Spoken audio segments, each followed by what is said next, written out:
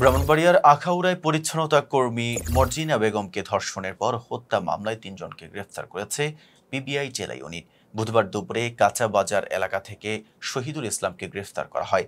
তার দেওয়া তথ্যের ভিত্তিতে বিকেল ৪টা ৪০ মিনিটে আখাউড়ার মসজিদ পাড়ার একটি ভাড়া বাসা থেকে অপর ২ আসামি হোসেন ও রুমানকে আটক করে পিবিআই। মামলার বাদী রহিমা আক্তার জানান, তার মা মর্জিনা বেগম আখাউড়ার সড়ক বাজারে শ্রমিক ও পরিচ্ছন্নতা কর্মী হিসেবে কাজ করতেন এবং সন্ধ্যায় পিঠা বিক্রি করতেন। অন্ধ স্বামীকে নিয়ে দেবগ্রামের নয়াবাজার এলাকায় থাকতেন তিনি। ২৫ নভেম্বর ভোর রাত ৩টার দিকে অজ্ঞাত নম্বর থেকে ফোন আসার পর বাসা থেকে বের হন মর্জিনা। পরদিন সকালেও তিনি ফিরে না এলে সন্ধ্যায় সবজি আড়ত থেকে খবর আসে আখাউড়া পৌরসভার পুরাতন ভবনের পাশে এক নারীর মরদেহ পড়ে আছে। ঘটনাস্থলে গিয়ে রহিমা মরদেহ শনাক্ত করেন। তার মায়ের গলায় আঘাতের চিহ্ন ছিল, শরীরে ময়লার দাগ এবং পাশে পড়েছিল পুরুষের এক জোড়া জুতো। বুধবার আখাউড়া থানায় রহিমা আক্তার বাদী হয়ে একটি মামলা দায়ের করেন।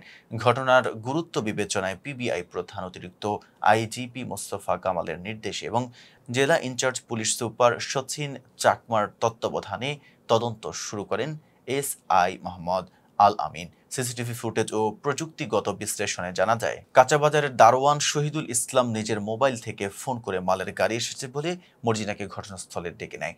ফোন করার প্রায় ১৪ মিনিট পর রাত ৩টা ১৮ মিনিটে তাকে কাঁচাবাজারের দিকে যেতে দেখা যায়। তদন্তে উঠে আসে, ঘটনাস্থলে প্রথমে শহীদুল মর্জিনাকে জোরপূর্বক ধর্ষণ করে।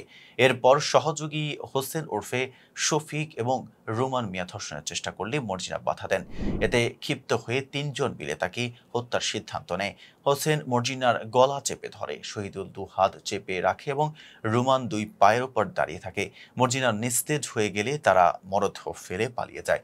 জিজ্ঞাসাবাদে ৩ জনই হত্যাকাণ্ডে সংশ্লিষ্টতার কথা স্বীকার করেছে। পরবর্তীতে তারা আদালতে ১৬৪ ধারায় স্বেচ্ছায় জবানবন্দি দিতে রাজি হয় এবং আদালতে সোপর্দ করা হয়। পিবিআই জানিয়েছে, মামলার তদন্ত এখনো চলছে। এতক্ষণ সাথে ছিলাম মেহেদী হাসান।